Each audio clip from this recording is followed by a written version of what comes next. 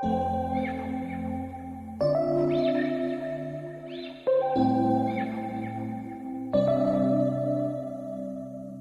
we met, I could tell by your smile. You hadn't been with a good girl like me in a while. Yeah, you were impressed. Hello friends, welcome back to the next video of machine learning. So we have gone through the lots of things. Now it's time to go in detail. So without wasting any time, let's get started. Like humans, machines are capable of learning in different ways. When it comes to the machine learning, the most common learning stages are supervised learning, unsupervised learning, and reinforcement learning. What is supervised learning? As the name indicates, supervised learning involves machine learning algorithms that learn under the presence of supervisor. Learning under supervision directly translates to being under guidance and learning from the entity that is in charge of providing feedback through this process. When training a machine, supervised learning refers to a category of methods in which we teach or train a machine learning algorithms using data. While guiding the algorithms, model with labels associated with the data. As humans, we consume a lot of information, but often notice these data points. When we see a photo of an animal, for example, we instantly know what the animal is based on our prior knowledge. But what happens when the learner doesn't instantly recognize the animal? When the learner makes a guess and predicts what the animal might be, we have the opportunity to objectively evaluate if the learner has given a correct answer or not. This is possible because we have the correct label of input. From now on, we will be considering the machine learning algorithm as to be model. Now, if the model gave a correct answer, then there is nothing for us to do. Our job is to correct the model when the output of model is wrong. If this isn't the case, we need to make sure that the model makes necessary updates so that the next time a cat image is shown to the model, it can correctly identify the image.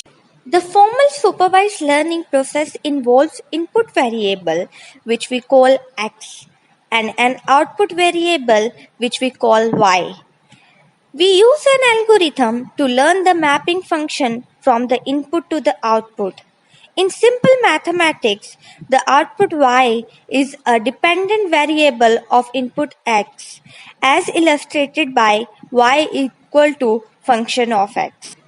Our end goal is to try to approximate the mapping function f so that we can predict the output variable y when we have a new input data x. Examples of supervised learning. Now that we have considered supervised learning, it's the time to look at the classic example of supervised learning algorithm. In supervised learning, our goal is to learn the mapping function f, which refers to being able to understand how the input x should be matched with the output y using available data. Here the machine learning model learns to fit mapping between examples of input features with their associated labels. When models are trained with these examples, we can use them to make new prediction on unseen data. The predicted label can be both number or categories. For instance, if we are predicting house price, then the output is number. In this case, the model is regression model. If we are predicting if an email is spam or not, the output is a category and the model is a classification model. Let's take first example, house prices. One practical example of supervised learning problems is predicting house prices. How it is achieved? First, we need a data about the house, square feet, number of rooms, features, whether the house has a garden or not, and so on. We then need to know the price of these houses, that is corresponding label. By leveraging data coming from thousands of houses, their features and prices, we can now train a supervised machine learning model to predict a new house price based on the example observed by the model. Let's take another example. Is it a cat or a dog? Image classification is a popular problem in computer vision field. Here, the goal is to predict what class an image belongs to. In this set of problem, we are interested in finding the class label of an image. More precisely, is the image of a car or a plane, a cat or a dog? Let's take one more example. How's the weather today?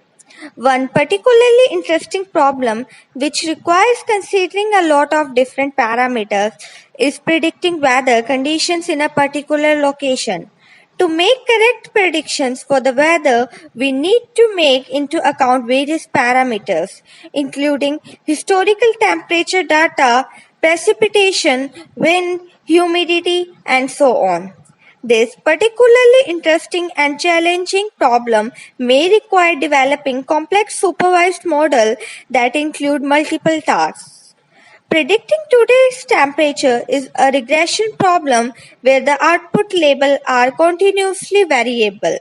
By contrast, predicting whether it is going to snow or not tomorrow is a binary classification problem. One more example of supervised learning is who are the unhappy customer. Another great example of supervised learning is the text classification problems. In this set of problems, the goal is to predict the class label of a given piece of text. One particularly problem topic in the text classification is to predict the sentiments of a piece of text, like a tweet or a product review. This is widely used in the e-commerce industries to help companies to determine negative comments made by the customer.